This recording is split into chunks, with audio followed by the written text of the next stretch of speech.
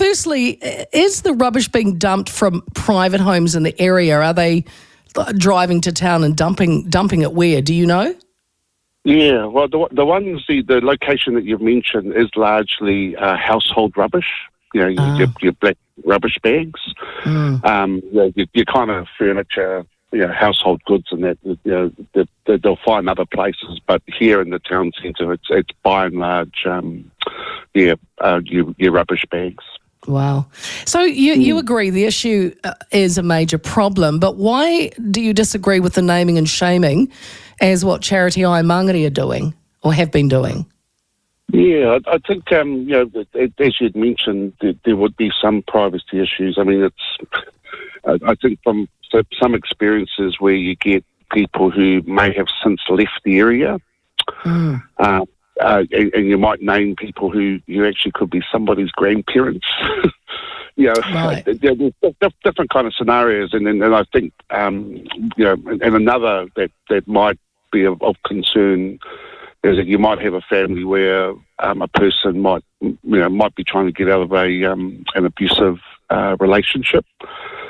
So it's all those kinds of things. I mean, look, it is an approach, and it's worked here in some cases, but there's also some infrastructure that's available, and it can be used, and it has been effective in the past where the CCTV has been used, and that. Yeah, so they've been able to obviously record the number plates, and that's where we've been able to send compliance or fines directly to the owner of the car. Well, there are a couple of things we're going to get to, Tauanu'u, because I know that you've got some ideas. I know there's a clothing store owner in the Mangere town centre who says they held a 3-week campaign of calling people out and warning them, and 2 months on, the dumping has pretty much come to a halt on one side of the town centre. So in that respect, it's kind of worked, huh?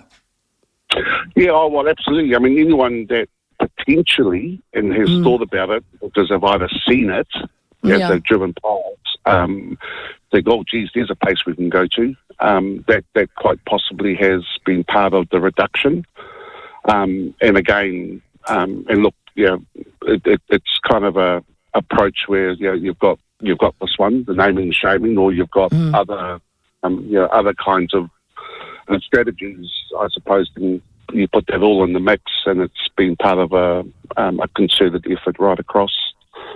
But absolutely, that could be again one way of prevention is people knowing, oh heck, they've got this name and shame thing going on. I won't go there.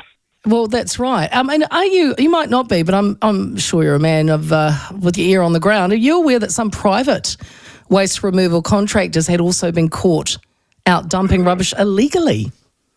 I understand that, and I have read that just recently. And obviously, I would imagine that Auckland Council Compliance will be paying those particular businesses a visit.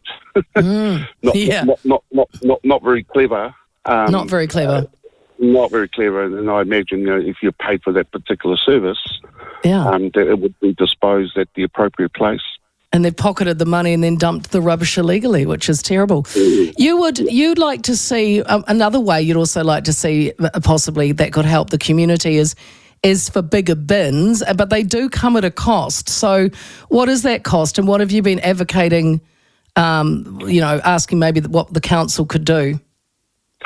So residents can, if they've got the small bin, they can request for a bigger one. Yeah. And I think the barrier there, especially in an area like ours of high deprivation, the cost of $40 to upgrade. To upgrade. Is a lot of money for some.